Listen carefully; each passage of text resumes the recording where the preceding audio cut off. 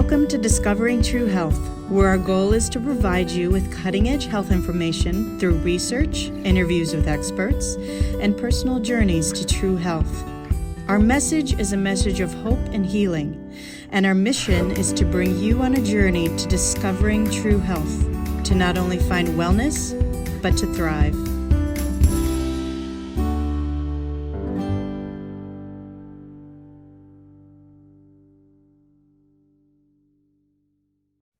Hello and welcome to Discovering True Health, your weekly deep dive into health and wellness. Thank you so much for joining us today. Don't forget to hit the subscribe button to stay up to date on all our upcoming shows. You can also check out additional information on our website, Instagram, or Facebook. All those links are below. So today we'll be talking about stress, both physical and emotional, how it impacts our bodies, what the symptoms are that can manifest that we need to look out for. And we'll talk about some really great tools that we can all implement to reduce physical stress and take back control over our emotions and our minds. So I have on with me today registered dietitian and health coach, Carly Lucchesi, to talk all things stress. Carly has over 10 years of experience and is founder of Your Living Health, where she helps women and some men achieve their health goals and create sustainable success with her holistic approach. So thank you, Carly, for being here today. Yeah, thanks for having me. Super excited to be here. So especially with everything going on right now, stress is a really important thing to get under control and learn how to manage and, be aware of. Can you first, let's start with physical stress, then we'll get into emotional stress after. Can you first talk about what physical stress is so we can all have a better understanding of that? Yeah, definitely. So physical stress is whenever your system is being strained by something. So the physical stress can come from a lot of different areas. And a lot of this comes from environmental exposure. You can be exposed to different types of plastics or pollutants or exhaust or all of those different things that we're kind of just exposed to within our daily living.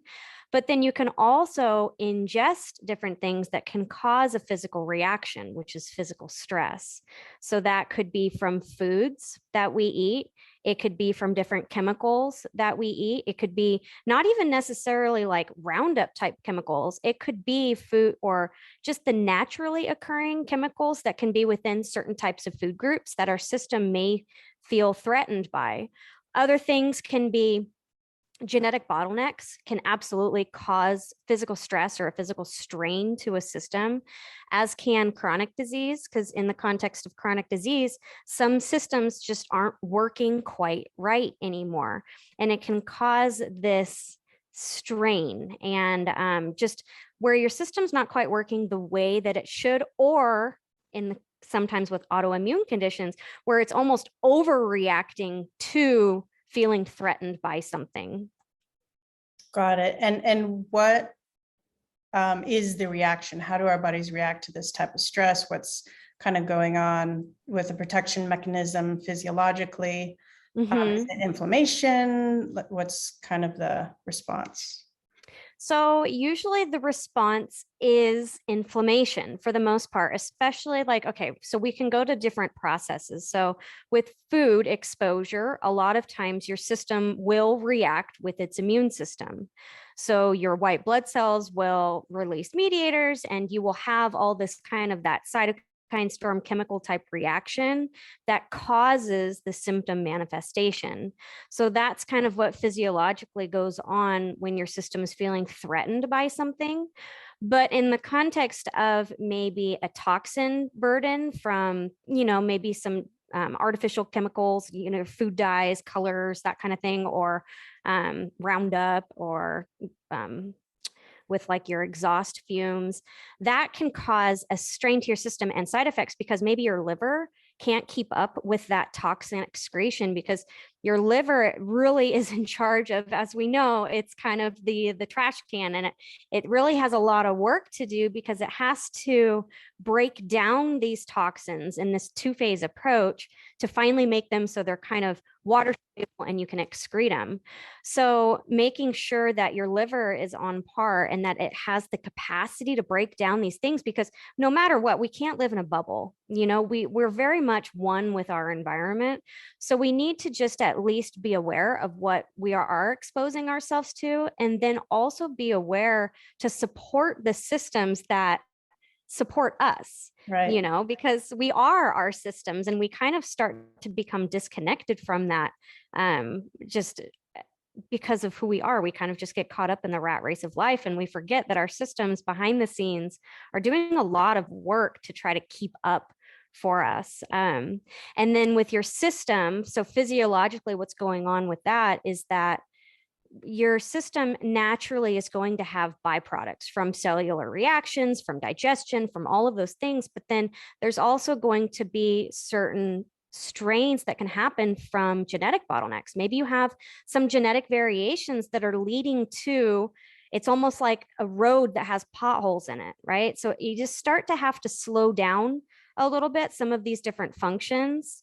So then your system is having to figure out workaround reactions to try to eliminate some of this physical strain that's So happening to your system. what is a genetic bottleneck? Is that just your genes are kind of lacking something that your body needs to deal with a certain type of stressor? So genetic variations, it's what make us unique, and they're a beautiful thing, but I think it's just something that we need to at least gain awareness of what our genetic bottlenecks are. And when I say bottlenecks, it just means that when we're looking at your genetics, one gene doesn't mean hardly anything half the time. So it really, your system works in these pathways and these big biochemical reactions. And each gene is responsible for part of some of those reactions to keep, it's just like this dominoes type thing where one thing needs to work, it converts something to something else. And some of these genetic variations can cause some of these different dominoes or some of these reactions just to work a little bit slower, because there's two allele variations. If you have one allele, maybe it's just a little bit of a slowdown. If you have a double allele variation, maybe it's going to be even slower. And then sometimes there's even certain genes that are missing, like completely missing, they're deleted. So that's when we start to get into that understanding of, okay, well, where is my system being strained? Where, because maybe along one pathway, maybe say it has to do with your, we could go cellular here and say with maybe your detoxification process for your liver. And maybe you have, there's a ton of genes, but maybe you have 10 out of 12 of them have variations. Well, that pathway is so strained on each and every little reaction that it's going to have to do. So then it's, what are you doing to support the workaround reactions? Because your body is brilliant. It has workaround reactions for everything, but then you need to be mindful, well, what do those workaround reactions need in terms of nutrients? Because the nutrients are like the gear oil that keeps all these different genetic reactions working. So then if you not only have the genetic variations, but then you have a poor diet that limits the gear oil for the already strained system, that's where chronic disease starts to really grab that stronghold really early in life. Because number one, if you don't have the awareness of what's going on, you kind of just keep going about your day and think like, oh, this is just, I'm getting old. When really it's just your system being like, it's like crying out to you for years. Like, yeah, it's fascinating. Yeah. Wow. So what types of symptoms should we be looking out for that can manifest from physical stress overload? I know you talked about like that can end up as chronic disease. Are there certain kind of markers or flags before we get to that point that we can kind of be like, oh, we need to start dealing with this? Absolutely. Your system is talking to you every single day. And it's just gaining the awareness to be able to hear and decipher the language, because a lot of times we put up that block and we just say, oh, it's always, people always like, oh, I'm just getting older. This is just kind of what's happening. Or, oh, I've had a hard day. I'm just tired. But symptoms that you should absolutely watch out for is difficult weight loss and headaches and brain fog and joint aches and digestive issues and skin conditions and all these language that your body speaks. It doesn't know another language. It speaks to you in symptoms. So when these symptoms are happening on a daily basis, that is your system telling you ahead of time, I am developing chronic disease. I am developing cancer. I am strained. And if you don't listen, there's going to be bad things that happen from this. And difficult weight loss, that's one of the things that we cue into because that's cultural. What we want is weight loss. But the fascinating thing is that often we don't have the vantage point or the awareness to view the need for weight loss from the context of what your body's telling you. Because if you can't lose weight and you're doing everything right, chances are your system is extremely strained to the point of the inflammatory response is not even allowing the breakdown of your fat stores. So then it's okay. Then it's tuning into your body and listening to the cues or gaining the awareness through different functional testing, through support, somebody that essentially speaks the language of your body that can really help to cue you in on what systems are broken and what maybe you need to do in terms of behaviors, foods, thoughts, supplements that's actually going to help to progress those reactions so that the chronic disease risk just starts to go away. Then you can just live your life. Right. So now let's say we're at a point where we're starting to have we're having trouble losing weight. We might have a skin rash, some stuff that you just mentioned going on. What are a few tools we can all implement to help, reduce or cope better with the physical stress? And what are kind of the steps to take? Do you start with testing, and like what kind of direction should we go at that point? So it really depends on where you're at and how hard you want to jump on things. If you're wanting to do more of the do-it-yourself approach and try to figure things out and your system's not really that strained, well, definitely start with your foods, because the food response and the immune system activation that can happen from foods that we may think are benign and harmless, but your system actually absolutely hates them. Stuff like lemon and lime and sweet potatoes and almonds and broccoli. Like, I've seen reactions to things that you wouldn't think there'd be a reaction to at all. They're very healthy foods. They're very pushed in our society, but then you kind of go in with these blinders of like, oh, well, I'm eating healthy foods. I'm doing everything right. It must be something else. So really, I think step one would be listening to your body after you eat foods. But it can get really challenging because if you actually are having significant adverse food reactions, well, that food reaction may be from 3 days ago and it's just manifesting. So that's where a very guided protocol and someone that really speaks that language can go in and really help to identify like, oh, no, it was just the almonds 3 days ago. And then through that guided protocol, you can really have a little bit more of an understanding and an ability to tease out those different variables. So where that headache came from, or oh, I get brain fog, or oh, I get tingly fingers when I eat this stuff, or I've had somebody that like sneezes hard after eating things. And it's just fascinating to see what the body does to talk to you. And I think one of the most significant reactions that I've had that was completely food related was anxiety and heart palpitations and flushing of the back of his neck. Like, he felt like he's like, I want to kill someone. He's like, I can't control what I'm doing, what I'm thinking, what I'm feeling. And it was all from navy beans, spinach, raspberries. And that will trigger him to go into a full-blown attack. Like, and it's fascinating because people don't think that that's tied. They're like, oh my gosh, I've got anxiety, I've got depression, I've got all these things. It's like, now really, you might just cue in on the foods that you're eating first. Doing a food allergy test with somebody to guide you through that, so you know what your specific body is allergic to. Now, what about factors that are out of our control, environmental? Let's say we live in, like, I just moved from Los Angeles with the smog, stuff like that. And do we just kind of work on supporting, like you said, the systems that are kind of struggling to keep up with that? Yep. So if you're in just kind of that high pollution environment, absolutely support your liver. And this doesn't just mean don't drink. Everybody's like, oh no, I need to support my liver, so I'm not going to have any alcohol. But really, it's doing things that are going to promote the phase 2 liver activation, a second step in breaking down all those different toxins. Let's get rid of them. And how you activate your liver can be from foods that you eat. Are we doing green tea, black tea? Are we doing different foods like that? Your cruciferous foods, which is your Brussels sprouts, broccoli, or cauliflower. Or are we going to implement things that you can actually turn on your liver activation or your liver detoxification through like cold plunge, doing an ice bath, doing a cold shower, doing sauna treatments? Like all that stuff is going to tell your liver like, hey, kick on, there's a system strain. Let's do some work. Let's clean up this dead and dying debris and clean up any toxin burden. Let's get it out of your system so that you're ready to fight. It's kind of like your system supporting that back end of that fight or flight response.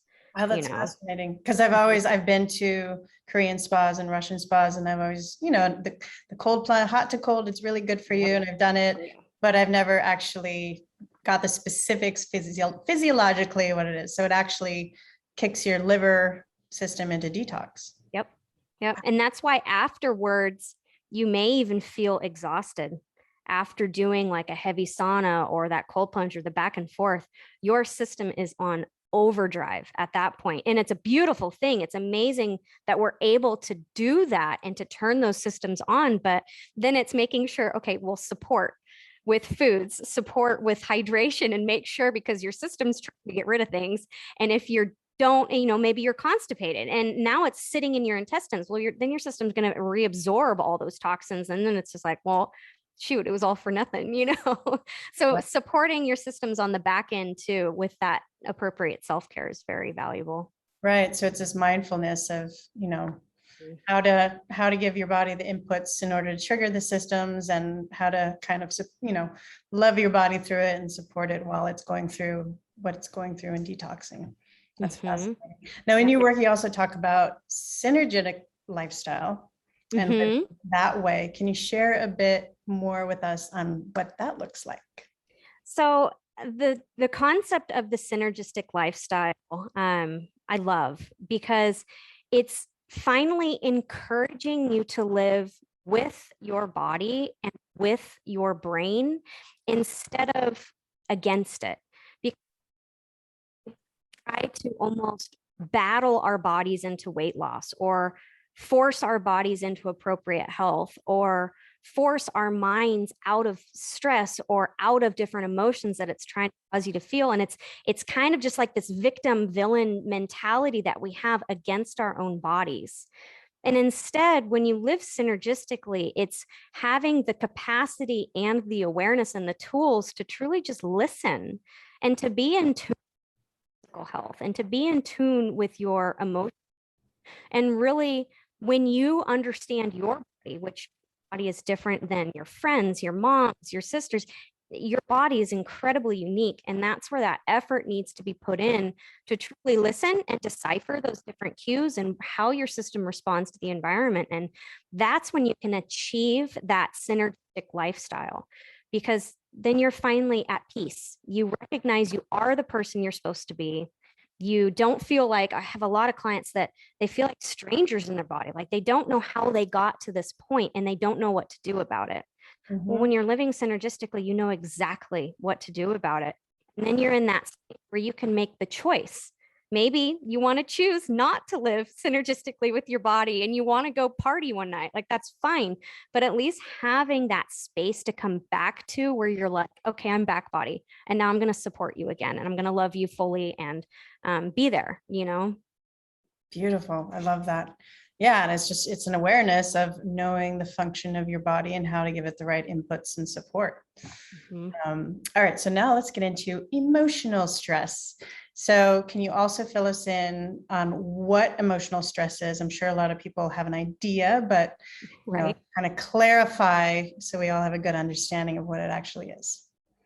So, emotional stress to me is defined as feeling victim to your circumstances, feeling victim to your emotions. So it's almost like an emotion comes over you and you have no control over it, or the emotion or the circumstance causes you to be a person that you don't even recognize. Maybe you're just filled with anger and resentment, and truly you want to show up to a certain situation with peace and love and maybe even acceptance, but you don't know how to get to that space.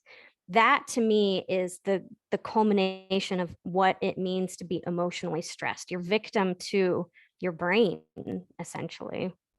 Wow. And what types of things can get it? Is that kind of the accumulation of emotional stress, or that's kind of how it plays out? Usually that's how it plays out. And that's what I've seen to be one of the main causes of emotional stress. I mean, with with circumstance, a lot of people come to me and they feel victim to their health condition. And it's something that they feel it's out of their control, and it's causing them to show up with excess fatigue, and they resent themselves for it, and they just feel like they can't rise above this situation. It's the thing that's holding them down. And with emotional stress, it's definitely, it's not something that we can't control. I feel like this, we're definitely told from our youth that we kind of are victim to our circumstance, and it's the cards that you're dealt, and that's just what you get. And I just want to offer within my program that you have complete control over the person that you get to be, that you want to be. Circumstances don't dictate that at all. We're never victim to our emotions unless we allow it. And it's helping my clients to get to that space of awareness of what is going on, so that they are no longer kind of in that passenger seat. They finally get to kind of take the driver's seat of their emotions. Beautiful. So it's, mindfulness of thoughts and mindfulness of emotions and Mhm. working with them. So what are some of the detrimental symptoms that we can kind of experience that will accumulate in our bodies if we kind of don't, have the awareness, and it builds up when emotional stress specifically? So, emotional stress, I think, is fascinating because it manifests the exact same way as physical stress. Hmm. Your body only speaks in one language, remember? Hmm. It speaks in symptoms. So, a symptom of emotional stress could be GI, could be constipation, diarrhea, bloating, cramping. It could be headaches. It could be lethargy. It could be brain fog. Those same things can be manifested from physical symptoms as well. And that's why I find it extremely valuable and important to really come to that place of awareness of, okay, well, we have a lot of variables to tease through here. What is causing these symptoms? Or is it even the situation where your foods are causing GI symptoms, and the stress of your foods causing symptom is actually causing this double effect of a symptom? So then it's okay, let's calm your system and get you back to that space of awareness, and help you to start to just one layer at a time take the things off until you can finally uncover what the true cause is. But emotional stress absolutely produces those awful symptoms that nobody wants to experience. I mean, it can even be aches and pains, and your system can store some of when you have a lot of that emotional stress. A lot of times your hormones are off whack, or your neurotransmitters may not be uptaking and receiving or secreting as well as they could. Or so there's a lot of not only bottlenecks that are going on, but then there's kind of this overproduction of hormones that may strain other systems. And it can kind of lead to that organ wearing out, essentially. Or just again, then it comes back down into that physical stress type component. Fascinating. So it's, yeah, it can be physical stress on top of emotional stress layering. I never even, wow. Yeah. And then as far as emotional stress goes, what kind of tools can we implement to kind of get a handle on our own emotional stress, and so we can get back in the driver's seat of our own emotion and mind, and really find an awareness around that? So you nailed it right there. I think the most valuable thing that you can do is find the space of awareness. So, because when you feel victim to your circumstance or victim to your emotions, well, by definition, when you're victim, you have no control, right?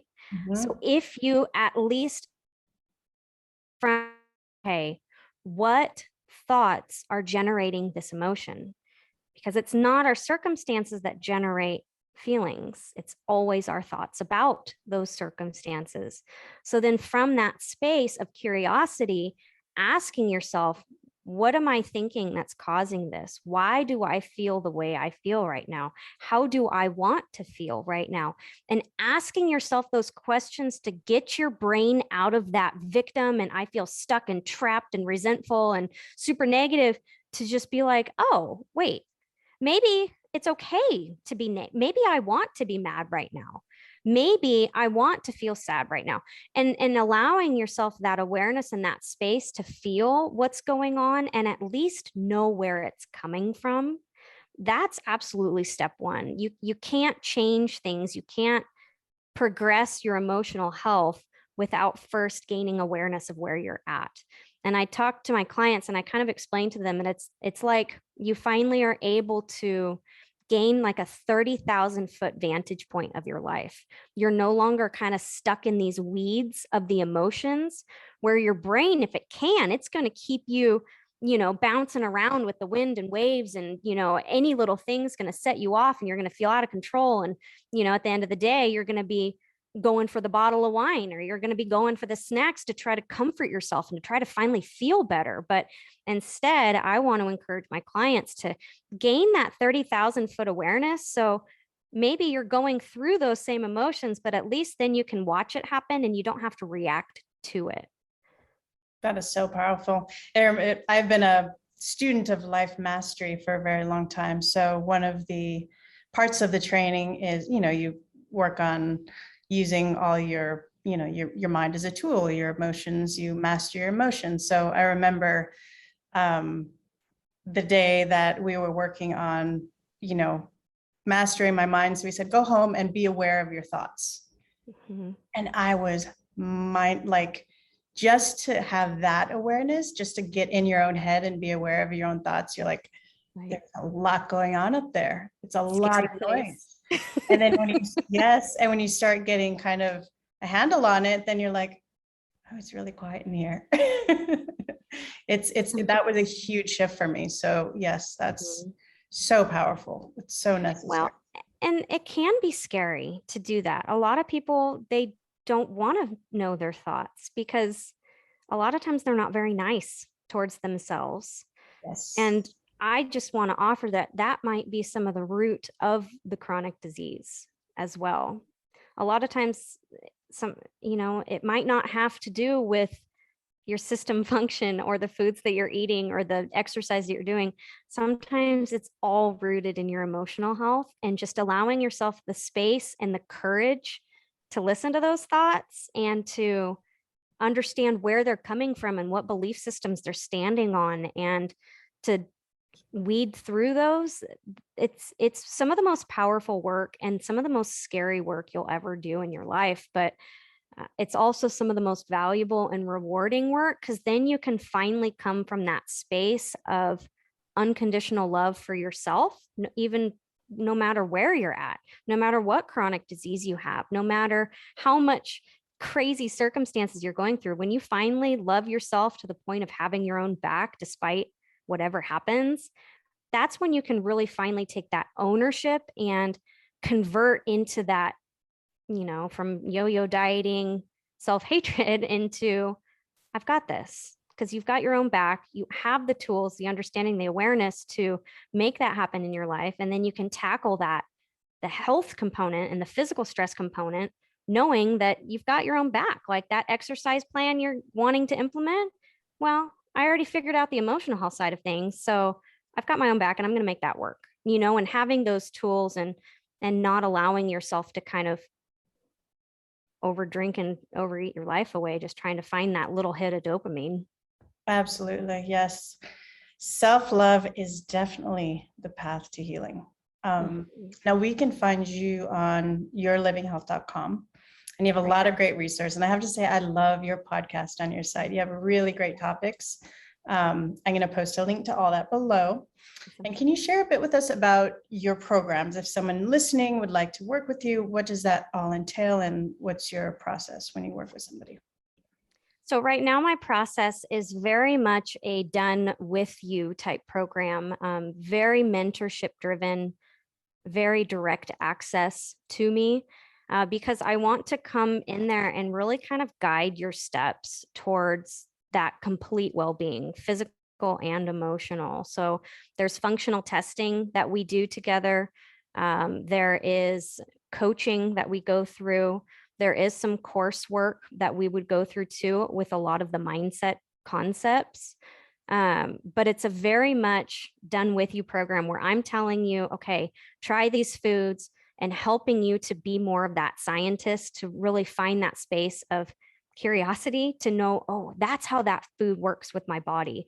But then through those phases, it's always tied back to emotional health, because whenever we start touching on food, emotions get jarred, So then it's, okay, what do we need to coach through this week? What came up for you? And then through the genetics phase, it's, okay, well, what behaviors came up? Where did you have challenges? And really through that 3-pillar approach where we're looking at the physical health and your testing and your emotional health, that's where those jaw-dropping transformations happen.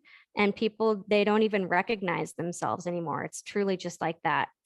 They snap out of it almost, and they're like, oh, this is how I'm supposed to live. Like, that's not a big deal, and it's pretty fun. So I have the one-on-one coaching, which is beautiful. And then I have a coursework too called Synergistic Mindset. And that really, for someone who's not ready to do that deep dive into functional testing, it's a way to gain the upper hand over emotional health. So there's group coaching, there is those quick one-on-one coaching sessions where you just have something come up and you need to hash it out with someone. That's where you would book that and let's talk about it. There's the whole coursework to watch about all the different concepts. And it's really kind of a little bit more of a standoff program, but that way you're allowed the tools to work on that emotional health. Beautiful. Yeah, that's a great way to start. And real quick about the genetics portion, is that, how do you kind of specify what's kind of get to that, what's genetically happening? Is that testing, or you said it's behavior? How do you figure that out? Yep. So if you want to work with me, there's a genetic test that we do. There's an intracellular micronutrient baseline. That's like a checks and balance system with the genetics. And then there's a test that helps me to identify what foods and chemicals are activating your immune system. So those are the 3 tests that help that foundation and that awareness of what is physically straining your body. And then there's the protocols and the understanding to go through and help you to understand what's going on, what these tests actually mean, and what to do from there. Because, I can't just like throw tests at somebody and like, okay, here you go, here's your information. Well, information, as we know, is not everything. We're kind of in this information era where we have the overabundance, but it's figuring out the way to make it work for your unique situation. That's where that magic is, where you know exactly how to implement all these different things. And then you gain that awareness of yourself, and then you have that background of the self-love, and then you can be a blessing to those around you instead of kind of being stuck in your own head all the time, Absolutely. Sounds wonderful. Yes. And nothing's a one size fits all when it comes to health. So it's so important to go through a process like this. Well, thank you so much for joining me today. I really enjoyed talking with you and learning all about stress. We all now have some really great tools to implement. So thank you so much. Absolutely. Thanks for having me. If you like this video, please like and share it with others. This information could really help someone you may know. Also hit that subscribe button to be sure you don't miss out on our future shows. And remember, knowledge is power. The more you understand about your body, the better you're able to stay healthy and prevent disease. And a reminder, I'm not your doctor. Don't take this as medical advice. If you have questions about your health, you can reach out to your practitioner. And stay tuned for the next episode of Discovering True Health.